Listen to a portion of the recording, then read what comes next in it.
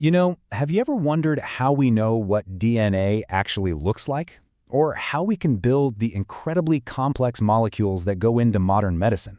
Well, today we're going to meet the architects of the invisible. These are the scientific pioneers who literally drew the maps for worlds that we can't even see with our own eyes. I mean, think about it. Where do you even start? How in the world do you draw a map of a place that is just impossibly small? A world that isn't made of mountains and rivers, but of molecules and atoms. Well, the answer is you have to become an architect. You've got to think in a completely different way. You literally have to design the models and create the tools that can bring this hidden world out into the open for the very first time. So, in this explainer, we're going to focus on two of these incredible architects. They're from totally different eras, but they were absolutely united by the same mission. So on one side, you've got James Watson. He's the biologist who helped crack the code, unlocking the blueprint of life itself. And on the other side, there's Victor Grignard, a chemist who came up with a revolutionary new toolkit for actually building molecules. So think of it this way.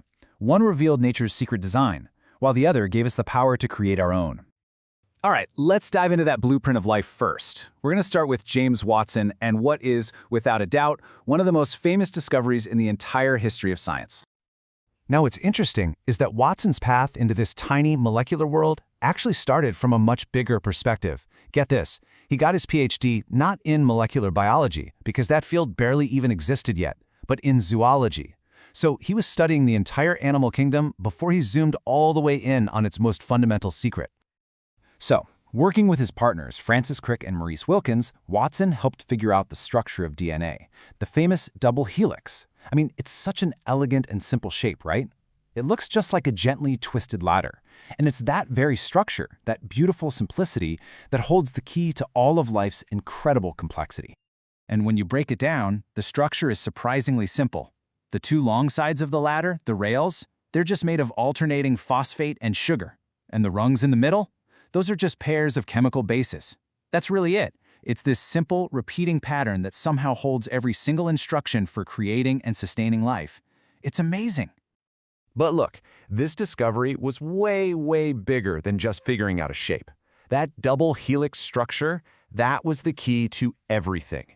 It explained heredity. For the very first time, we could understand how genetic information is copied and passed down from one generation to the next. This didn't just add a new chapter to biology. It basically launched the entire field of molecular biology as we know it. Okay, so now I want you to hit the rewind button with me. We're going to go back about 50 years. We're shifting gears from the blueprint of life to the actual tools you'd use to build new things. It's time to meet our second architect, Victor Grignard. Grignard's story is also a little unconventional. You see, he didn't even start out as a chemist. His first degree was actually in math. But once he made that switch, man, he dove right in. He completely immersed himself in the practical, hands-on world of organic chemistry. And this is where his genius really shines through. He was working on some chemical process and saw zinc being used as a catalyst. And that observation sparked a question in his mind.